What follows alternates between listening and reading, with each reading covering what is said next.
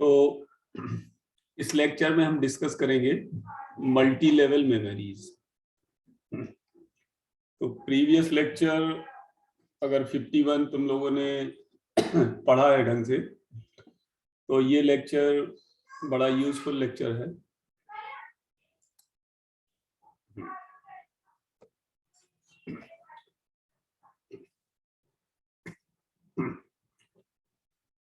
तो इसमें क्या है, मल्टी लेवल मेमोरीज में रजिस्टर, फिर cache memory of different types, main memory, then secondary memory से लेके जितने भी लेवल्स होते हैं और उनका आपस में इंटरेक्शन क्या है, ये हम सब डिस्कस करेंगे इसमें।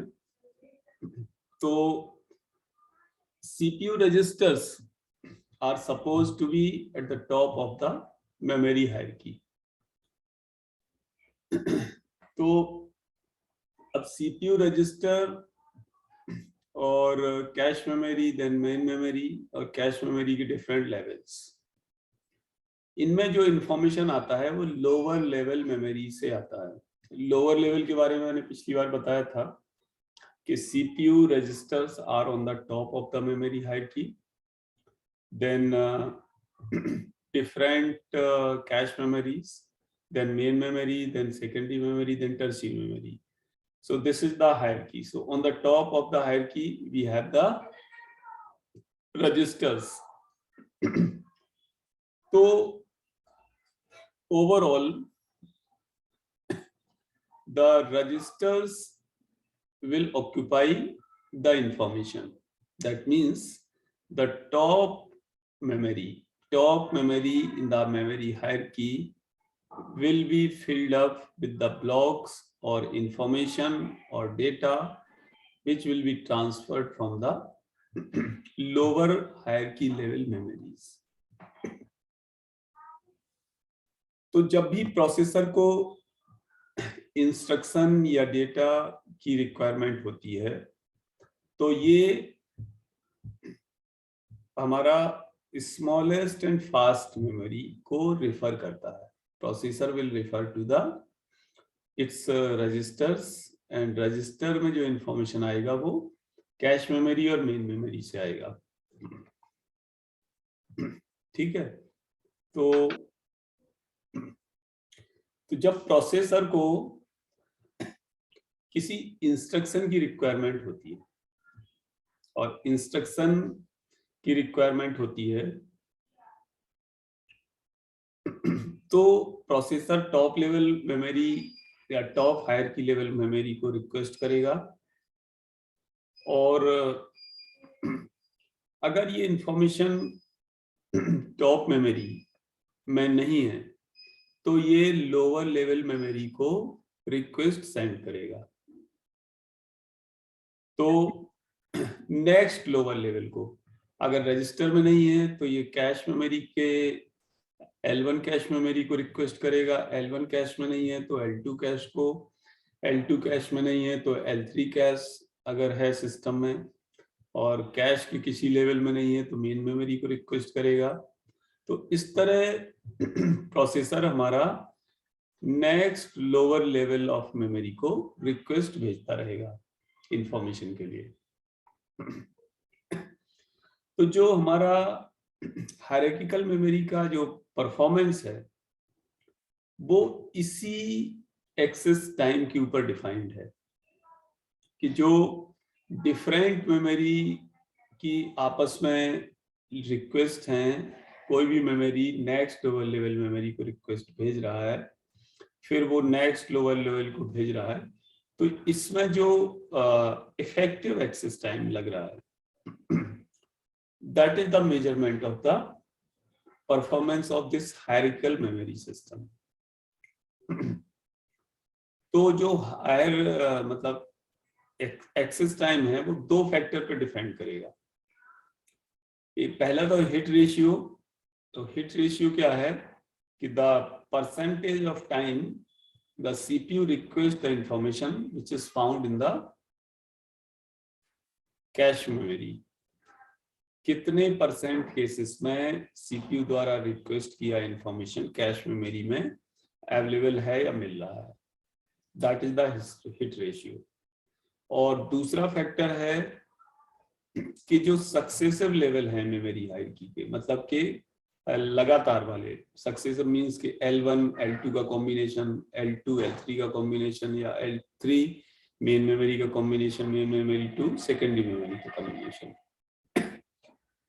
जो सक्सेसिव मेमोरी का रिलेटिव एक्सेस टाइम है उन पे डिपेंड कर रहा है। तो परफॉर्मेंस की बात तो यहाँ हम छोड़ते हैं, हम चलते हैं कि जो मल्टी लेवल ऑर्गेनाइजेशन है मेमोरी का वो किस तरह है। तो ये तुम देख सकते हो कि यहाँ पे सीपीयू है, सीपीयू के अंदर रजिस्टर्स हैं, डिफरेंट रजिस्टर्स जिनको हम रजिस्टर फाइल भी बोलते हैं, और सीपीयू के अंदर कैश मेमोरी है, लेवल 1 कैश मेमोरी। ये लेवल 1 और कैश मेमोरी के बारे में जानने के लिए मेरा जो लेक्चर है ये कैश मेमोरी वाला, उसको पढ़ लेना तुम लोग। तो level 1 cache memory, then level 2 cache memory, then main memory, then secondary memory. ये हमारा कंसेप्चुअल ऑर्गेनाइजेशन है मल्टी लेवल मेमोरी का। इसके बाद अगर हम एक्सटेंड करें तो we have the tertiary memory from the secondary memory, और टर्शियरी मेमोरी में भी डिफरेंट टाइप्स की मेमोरी हो सकती है। तो जो हायरार्किकल मेमोरी में हमारा मल्टी लेवल या एन लेवल मेमोरी सिस्टम है, वो हम उनको नाम दे सकते हैं M1, M2, M3, MI, MN, जितनी डिफरेंट टाइप्स की मेमोरी हैं उन सभी लेवल्स को हम नाम प्रोवाइड कर सकते हैं, M1, M2, M3 एक्सेट्रा। तो बहुत ओल्डर सिस्टम की अगर हम बात करें जहां कैश मेमोरी नहीं होती थी, तो वो इस तरह सिस्टम हमारा वर्क करता था। सीपीयू है, ये सीपीयू के अंदर रजिस्टर्स हैं। वैसे तो सीपीयू के अंदर रजिस्टर है, कंट्रोल यूनिट है, एएलयू है, और सपोर्टिंग सर्किटरी है, बसेस हैं, बट यहाँ हमारा कंसेप्ट मेमोरी के टर्म्स में है। तो मेमोरी के टर्म्स में we consider only the registers over here. तो CPU register, main memory and secondary memory, ये क्या है कि बहुत ओल्डर सिस्टम में ये कंसेप्ट होता था। और यहाँ पे जो दो सिंबल मैंने दिखाए हुए हैं, I refers for the instruction and D refer for the data. अब ओल्डर सिस्टम की अगर हम बात करें तो जो ये मेमोरी थी, मेन मेमोरी को M1 नाम प्रोवाइड करते थे और सेकेंडरी मेमोरी को M2। तो instruction for I and D for data.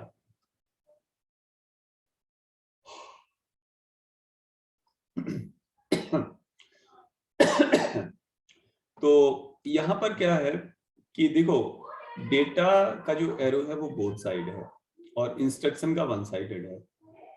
इसका मतलब ये है कि जो इंस्ट्रक्शन है वो केवल एक साइड में फ्लो हो रहा है, यानी कि ये लोअर लेवल ऑफ मेमोरी से हाई लेवल ऑफ मेमोरी की तरफ फ्लो होगा इंस्ट्रक्शन। और ये लॉजिकल भी है कि जब सीपीयू को कोई इंस्ट्रक्शन रिक्वायर्ड है तो ये सीपीयू अपने रजिस्टर्स में उस इंस्ट्रक्शन को स्टोर करेगा, और रजिस्टर में वो इंस्ट्रक्शन आएगा कैश मेमोरी से। अगर L1 कैश मेमोरी से आ रहा है, L1 कैश मेमोरी में L2 से आएगा, लेकिन सीपीयू से इंस्ट्रक्शन अपोजिट साइड में नहीं जाएगा, क्योंकि इंस्ट्रक्शन तो सीपीयू के अंदर ही आएगा और उस इंस्ट्रक्शन का पूरा एनालिसिस होगा, और एनालिसिस के बाद उस इंस्ट्रक्शन से रिलेटेड टास्क परफॉर्म होगा। और डेटा दोनों साइड पे हमारा ट्रांसफर हो सकता है। जो डेटा है दोनों साइड इन द सेंस कि जब हम डेटा की बात करते हैं तो डेटा तो हमारा सीपीयू के अंदर आएगा और सीपीयू उस डेटा को मैनिपुलेट भी करेगा। जैसे अगर कोई वैल्यू है आई की वैल्यू, और आई की वैल्यू में जैसे जनरली हम लूप में लिखते हैं I equals to I plus 1, तो जो वैल्यू ऑफ आई है +1 कहाँ होता है? सीपीयू के अंदर ही तो होगा, एलयू ही तो करेगा उसको। या i+5 करना है तो ALU के अंदर ही तो होगा, एडर के अंदर, तो वो वैल्यू CPU के अंदर आएगी और CPU के अंदर, ALU के अंदर, एडर के अंदर वो मॉडिफाई होगी और मॉडिफाई होने के बाद वो वैल्यू फिर से उस मेमोरी में स्टोर होगी जो i की करेस्पॉन्डिंग एड्रेस होगा मेमोरी में। तो इन दिस सेंस की जो डेटा है या वैल्यू है वो दोनों साइड CPU के अंदर भी आएगी और CPU से बाहर मेन मेमोरी, सेकेंडरी मेमोरी की तरफ जाएगी। लेकिन जो इंस्ट्रक्शन है वो केवल एक साइड होगा, वो लोअर लेवल मेमोरी से आके CPU के अंदर फाइनली CPU रजिस्टर्स में मिलेगा और CPU रजिस्टर से उसका कंप्लीट डिकोडिंग या एनालिसिस होगा। उसके बेसिस पर CPU डिसाइड करेगा कि क्या एक्शन लेना है और वो टास्क परफॉर्म होगा। तो ये तो ओल्डर सिस्टम में है जो मैंने दिखाया यहाँ मेमोरी हायरार्की।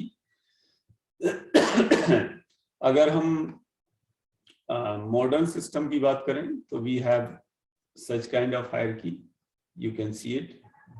ये CPU है, देन कैश मेमोरी लेवल 1 है, कैश मेमोरी लेवल 2 है, और एकदम मॉडर्न जो सिस्टम है हमारा कैश मेमोरी लेवल 3 भी एग्जिस्टिंग में है, फिर मेन मेमोरी है, फिर सेकेंडरी मेमोरी है, फिर टर्शियरी मेमोरी है।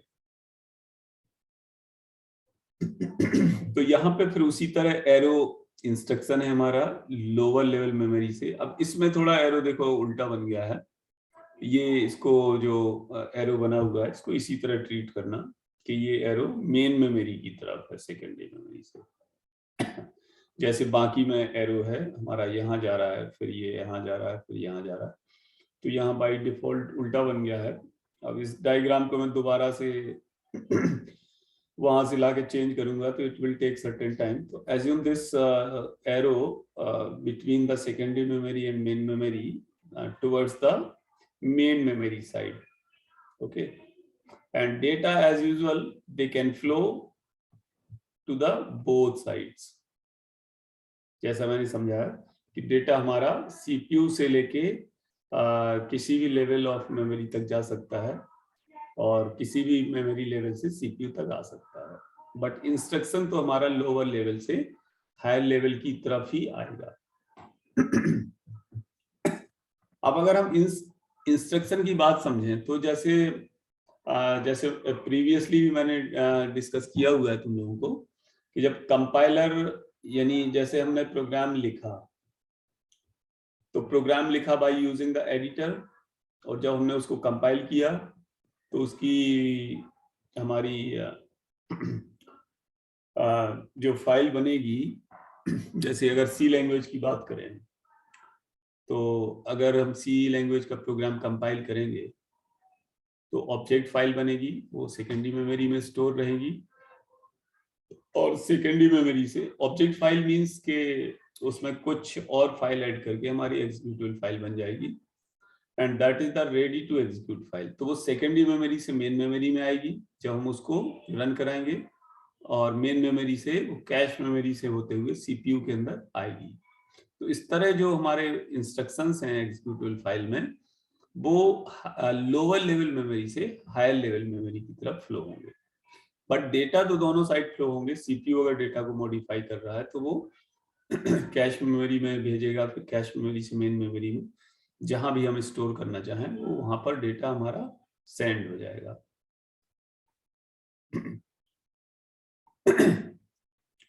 तो ये मैंने जो समझाया यही लिखा हुआ है कि इंस्ट्रक्शन एंड डेटा ट्रांसफर हमारा किस फॉर्मेट में होता है। तो रीड आउट दीज 2-3 पॉइंट्स।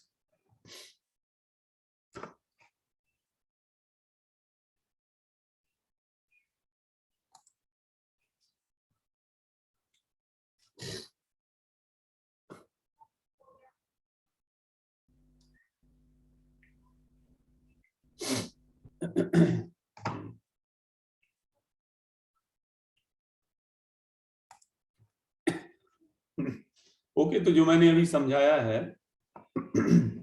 इसका मतलब वही है कि इंस्ट्रक्शन हमारा लोअर लेवल से हायर लेवल की तरफ फ्लो होगा, while data will be towards both sides.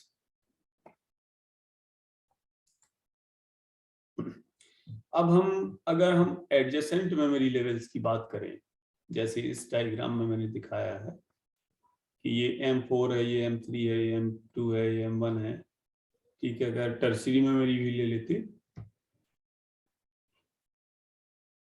तो वो हमारी M5 हो जाती है। तो एडजेसेंट लेवल की अगर हम बात करें तो उसमें क्या है कि जो कॉस्ट पर बिट है, ये CI is greater than CI+1, means के higher level memory is costlier than the lower level memory, या हम ये बोल सकते हैं कि लोअर लेवल मेमोरी हमारी सस्ती है। जैसे यहाँ अगर आई हम मेन मेमोरी को बोलते हैं, तो उससे नेक्स्ट जो लोअर लेवल होगा वो होगा सेकेंडरी मेमोरी। अगर हम आई कैश लेवल 1 को बोलते हैं तो कैश लेवल 2 हमारा I+1 होगा। तो जो हायर लेवल मेमोरी है दैट इज कॉस्टलियर, अगर हम कॉस्ट पर बिट की बात करें। ओके, इसी तरह एक्सेस टाइम है। तो जो लोअर लेवल मेमोरी है उसका एक्सेस टाइम ज्यादा होगा, मतलब कि लोअर लेवल मेमोरी हमारी स्लोअर है as compare with the high level memory. Storage capacity की बात करें तो हमारा lower level stores more data and instruction, lower level. तो अब ये जो फैक्टर्स हैं इनको ओवरकम करने के लिए, मतलब जो ये मिसमैच है डिफरेंट मेमोरी लेवल्स का, उसके लिए डिजाइनर्स ने हमें एल्गोरिथम प्रोवाइड कराई है। तो ये जो डिफरेंसेस हैं डिफरेंट टाइप्स के, तो इसमें बहुत सारे रिसोर्सेस हमारे सीपीयू के साथ इन्वॉल्व होते हैं इन सब डिफरेंसेस को मिसमैच करने के लिए।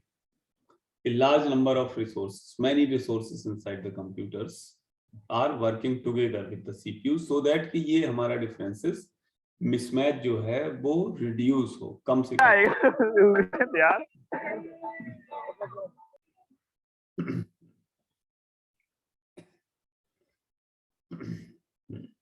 तो कंप्यूटर का या सीपीयू का जो उद्देश्य है, ऑब्जेक्टिव है, या डिजाइनर का ऑब्जेक्टिव है कि वो इस तरह है कि जो एक्सेस टाइम है वो लगभग हायर लेवल मेमोरी के, हाईएस्ट लेवल मेमोरी के इक्विवेलेंट होने की ट्राई करता है वो। मतलब डिजाइन इस तरह सिस्टम को किया गया है कि हायर लेवल मेमोरी का जो एक्सेस टाइम है उसी एक्सेस टाइम के अकॉर्डिंग हमारा कंप्यूटर्स रन हो।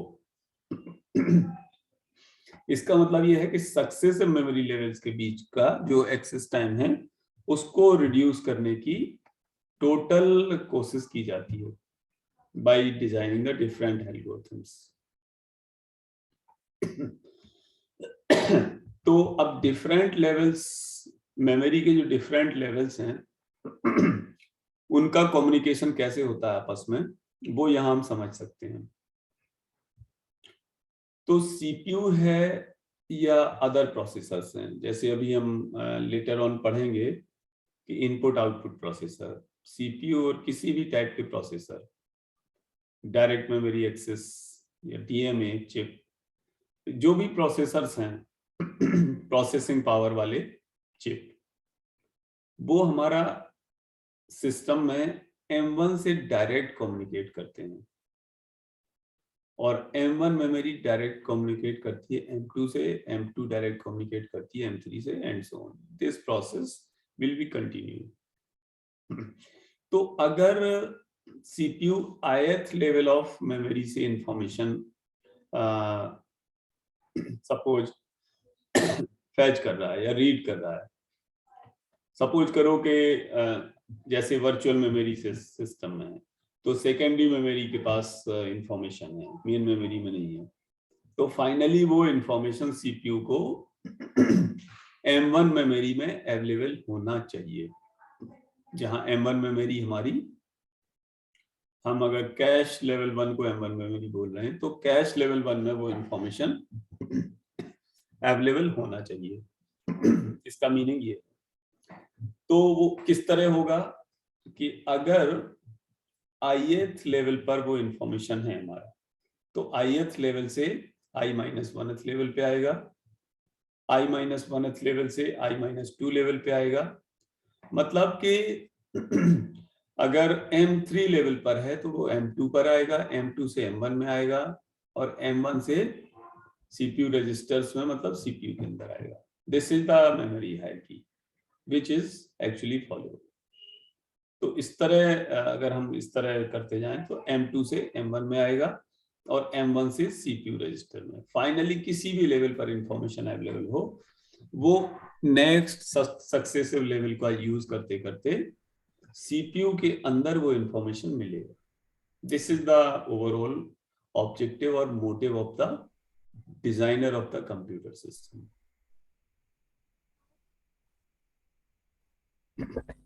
तो अगर ith लेवल पर इंफॉर्मेशन अवेलेबल है तो इस तरह हमारे डेटा ट्रांसफर पाथ आई हो जाएंगे। जैसे अगर सपोज करो कि M2 लेवल पर अवेलेबल है, तो M2 लेवल पर है तो M2 से M1 पर आएगा पहला डेटा पाथ, और M1 से CPU में आएगा दूसरा डेटा पाथ। तो इस तरह अगर ith लेवल पर इंफॉर्मेशन अवेलेबल है तो हमारे जो टोटल पाथ होंगे वो i number of data transfer path होंगे, जब तक हमारा उस मेमोरी से इंफॉर्मेशन CPU के अंदर मिलेगा। लेकिन इसका एक एक्सेप्शन है कि हमारा कैश मेमोरी वो इस तरह है कि CPU कैश मेमोरी को बाईपास करके डायरेक्ट मेन मेमोरी से डेटा रीड कर सकता है अगर कैश मेमोरी को में डेटा नहीं मिला। मतलब क्या है कि CPU डायरेक्टली मेन मेमोरी से डेटा रीड करेगा और साथ ही साथ वो डेटा कैश मेन मेमोरी से कैश मेमोरी में भी अवेलेबल हो जाएगा। इस तरह का कंट्रोल पाथ होता है। जैसे हमने डिस्कस भी किया था कि कैश मेन मेमोरी से कैश मेमोरी में और कैश मेमोरी से CPU, मतलब मेन मेमोरी से डायरेक्ट CPU में as well as to the cache both. तो CPU कैश मेमोरी को बाईपास करके और डायरेक्टली ये रीड कर सकता है मेन मेमोरी को। ये एक एक्सेप्शन है इस हायरार्की में।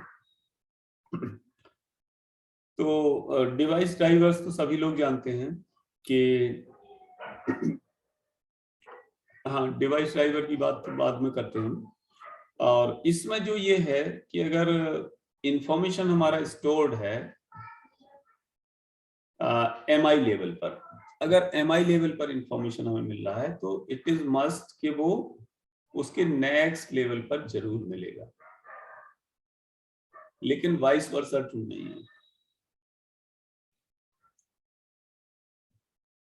मतलब कि अगर MI+1 लेवल मेमोरी लेवल पर इंफॉर्मेशन है तो ये कोई जरूरी नहीं है कि वो MI लेवल पर भी अवेलेबल हो।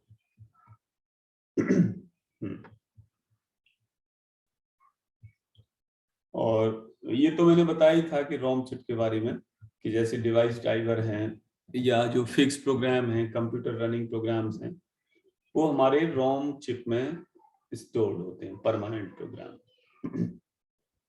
और अगर रोम में नहीं मिलते हैं तो क्यों उनको हार्ड डिस्क पर सर्च करने की कोशिश करता है। ठीक है भाई, आज के मॉडर्न टाइम में क्या है, हार्ड डिस्क पे क्यों सर्च करता है CPU? जब हम ऑपरेटिंग सिस्टम इंस्टॉल करते हैं तो नाउ इट इज कि most of the mostly drivers are available within the operating system. ये हम लोगों के टाइम पे नहीं था जब हम लोग पढ़ते थे।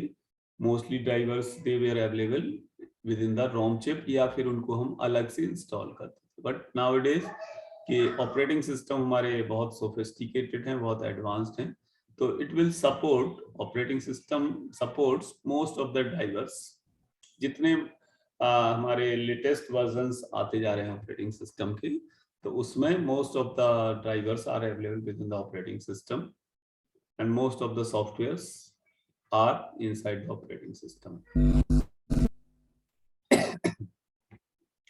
तो इन दिस सेंस कि अगर रोम में नहीं मिल रहा है कोई ड्राइवर, तो सीपीयू हार्ड डिस्क पे सर्च करने की कोशिश करेगा, और जब हार्ड डिस्क में भी नहीं मिलेगा तो सीपीयू उस टाइप की, मतलब ऑपरेटिंग सिस्टम उस टाइप की एरर प्रोड्यूस करेगा कि अनरिकॉग्नाइज्ड प्रोग्राम या सुटेबल प्रोग्राम इज नीडेड, या उस तरह का कोई प्रोग्राम अवेलेबल नहीं है, सुटेबल सॉफ्टवेयर अवेलेबल नहीं है, इस तरह की एरर प्रोड्यूस करेगा। तो अब हम बात करते हैं एड्रेसेस की। तो I think address next lecture में डिस्कस किया जाए या इसी में? बताओ, व्हाट डू यू वांट?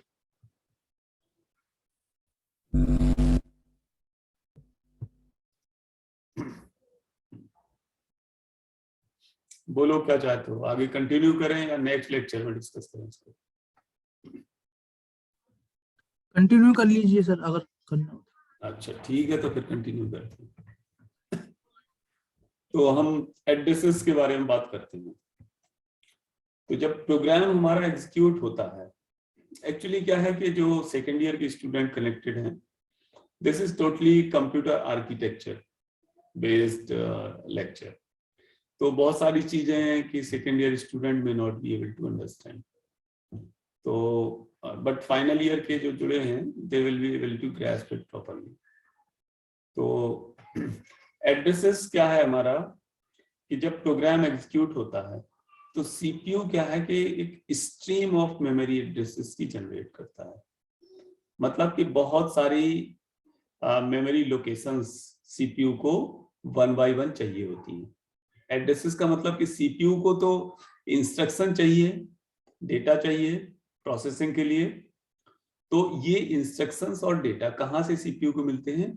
ये मेमोरी एड्रेसेस से मिलते हैं, और इन मेमोरी एड्रेसेस को सीपीयू जनरेट करता है। ठीक है, जब हमारे इंस्ट्रक्शंस सीपीयू के अंदर आते हैं तो अकॉर्डिंग टू इंस्ट्रक्शंस, उस इंस्ट्रक्शन के according CPU different different location से डेटा फाइंड करता है। लोकेशन कैन बी, हमारा सीपीयू रजिस्टर से भी वो डेटा मिल सकता है, मेन मेमोरी में भी हो सकता है, हार्ड डिस्क में भी हो सकता है, इनपुट आउटपुट डिवाइस के थ्रू भी आ सकता है। तो फॉर ऑल सीपीयू प्रोड्यूसेस ये memory addresses, stream of memory. तो इन एड्रेसेस को बोलते हैं वर्चुअल एड्रेस या लॉजिकल एड्रेस। और ये एड्रेस मतलब कि जो सीपीयू डेटा फाइंड करने के लिए जनरेट कर रहा है, ये कहीं भी हो सकते हैं। जैसे मैंने बताया अभी कि they can be from the input output devices, they can be from cache memory, main memory, even they can be from the secondary memory. That means कि वर्चुअल मेमोरी से भी हो सकते हैं। तो अब जो ये सेकेंड पॉइंट है कि किसी मोमेंट पर ये एड्रेस हमारे through out the memory hierarchy distribute हो सकते हैं।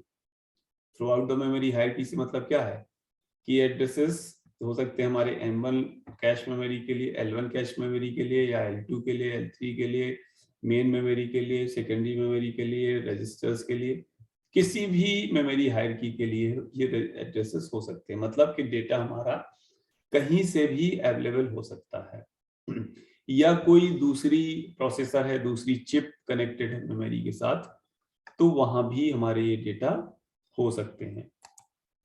तो आई थिंक कि अभी क्या है ना कि अगर एड्रेसेस को हम कंटिन्यू करेंगे तो हमारे पास 9-10 मिनट बचे हैं, तो इसमें ये 1/3 ही हो पाएगा। तो बेटर ये है कि हम इसको यहाँ क्विट करके और एड्रेसेस को हम नेक्स्ट लेक्चर में डिस्कस करेंगे।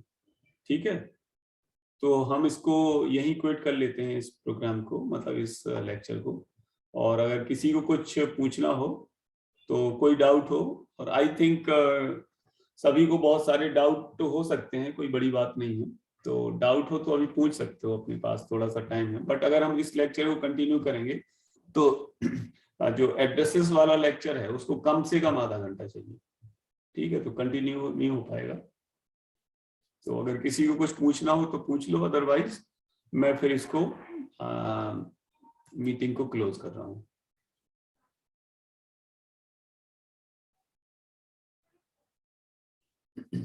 पूछना है किसी को कुछ? ठीक है, तो फिर मैं एंड कर रहा हूँ इसको मीटिंग।